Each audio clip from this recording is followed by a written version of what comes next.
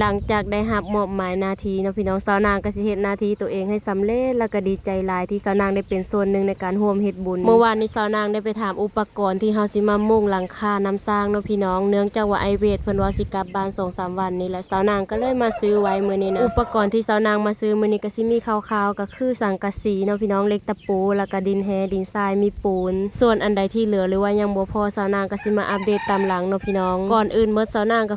ขอบใจพลังงานโซเชียลเนาะพี่น้องที่ส่งไปฮอดไปถึงผู้ใหญ่ใจดีเพิ่นโอ้ยอุปถัมภ์ค้ำสู้ขนาดเลยให้บุญค้ำนำสู้เนาะพี่น้องค้าได้ขายหมานเจรจาคล่องแคล่วคือดังสายน้ำเด้อสาธุต่อมาสาวนางก็อยากขอบใจทางครอบครัวอายพ่อแม่เนาะพี่น้องบ่ว่าสาวนางสิจ่าอยากเอ็ดหยังเขาเจ้าก็สนับสนุนเต็มที่หลังจากที่สาวนางซื้ออุปกรณ์อีหยังแล้วสาวนางก็สิให้พ่อของสาวนางไปถามทางพ่อบ้านเล่าเนาะพี่น้องว่าเพิ่นวางเฮ็ดมือใดแต่ว่าสิบ่ปะให้ดนเนาะทุกคนสำหรับใครที่กำลังติดตามสาวนางอยู่เนาะพี่น้องตั้งแต่คลิปนำสร้างแรกๆมาตอนนี้สาวนางก็สิอัปเดตไปเรื่อยๆนะทุกคนมีอีหยังคืบหน้าสาวนางก็สิมาอัปเดตลงให้ฟังมื้อนี้สาวนางมากับอายเด้อทุกคนพากันมาซื้ออุปกรณ์แต่ว่าสาวนางช่วยหยังเพิ่นบ่ได้พี่น้องมันหนักสาวนางย่อบ่ได้ค่ะสำหรับมื้อนี้สาวนางก็สิอัปเดตแต่ซ้ำนี้เนาะทุกคนมีแต่ติดตามตอนต่อไปถ้ามีแนวใดคืบหน้าเดี๋ยวสาวนางก็จะมาอัปเดตลงอีก